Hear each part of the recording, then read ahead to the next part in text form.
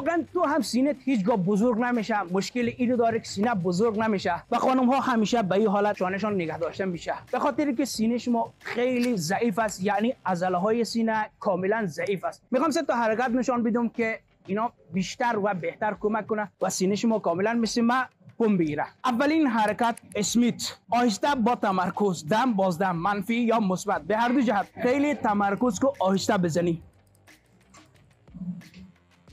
در کپشن می نویسم چند تکرار و چگونه با کدوم وزنها. سومین حرکت فلای، بسیار راحت. شما دقیقاً با این پوزیشن باشین. زمانی که دست ها میره بالا، سینه را فشار بده به سمت پایین، یعنی پرس کن که سینه بیشتر دم کنه. بعد وقتی دست ها به پایین میره، شما سینه رو بالا کنین، سر به بالا.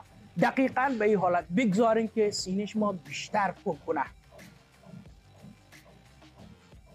سومین حرکت شنا، یک کم دست ها رو جمع‌تر از شانه نگه دار. دقیقاً به این حالت. خیلی احتیاط کنین که دست دقیقاً برابر شانه باشه، از شانه جلو نباشه.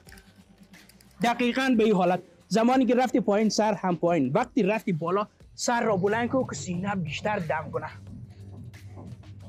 اگر این ویدیو کاربردی بود برای شما، شیر کو که دیگرها هم لذت ببرند. یا حق.